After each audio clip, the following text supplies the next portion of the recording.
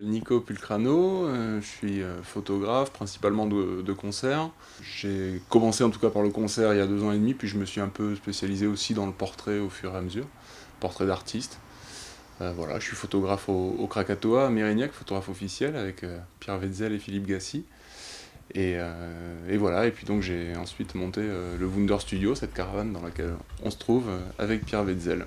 Au Krakatoa, c'est simple, ils ont une politique de très longue date qui consiste à faire un fonds d'archives de tous leurs concerts.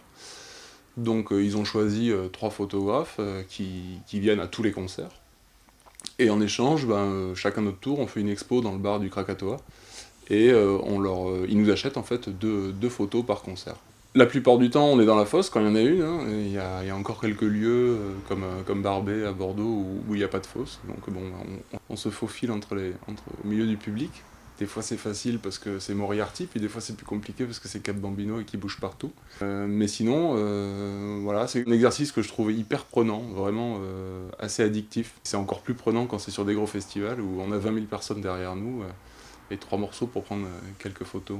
La préparation, tu choisis juste un peu tes objectifs en fonction de la scène sur laquelle tu es, hein. Si t'es dans une petite salle ou sur un gros festival, tu vas pas forcément utiliser le même matériel. T'essayes de repérer 5 minutes avant où sont un peu les musiciens, lesquels ont des bonnes têtes, lesquels pourraient faire des choses sympas, et puis voilà, mais non, c'est quand même vachement d'improvisation, ouais. Je fais peu de plans serrés, enfin sur du portrait oui, mais sur du concert j'en fais peu. J'aime bien avoir des scènes un peu plus larges, j'aime bien justement, je trouve qu'il y a souvent ce qui est le plus réussi, c'est quand t'as un peu tous les musiciens sur la photo et qu'il se passe un truc sur cette photo-là. J'aime bien plus sentir une certaine énergie globale d'un groupe, quoi. Les Hives dont on parlait tout à l'heure sont très bons pour ça, parce que ça saute partout, parce que t'as souvent un joli fond de scène, ils sont bien habillés, ils savent jouer le jeu, ils savent poser. Sur tout ce que je fais en argentique, maintenant j'utilise 3 formats différents. Donc à la fois du 24-36, même format qu'on trouve sur tous les numériques, du format carré, ce qu'on appelle le 6-6, avec un vieil appareil Hasselblad, et toujours en moyen format, c'est-à-dire des grosses pellicules, j'ai un 6-4,5 aussi, dont je me sers un petit peu. Et non, j'aime bien les photos très très nettes, même sur du portrait argentique, hein. J'aime bien quand on voit vraiment les détails d'un visage j'aime bien les boulots assez léchés. C'est plus ma sensibilité en tout cas.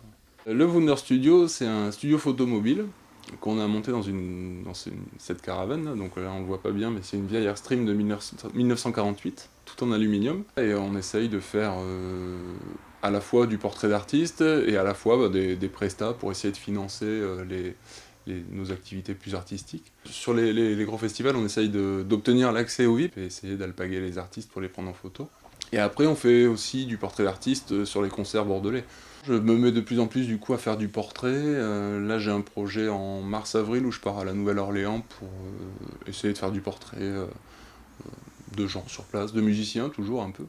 J'aime bien quand même garder ce rapport à la musique, mais d'anonymes aussi. Je préfère faire une expo qu'un livre, vraiment. Pour le coup, je trouve qu'il y a plus de visibilité.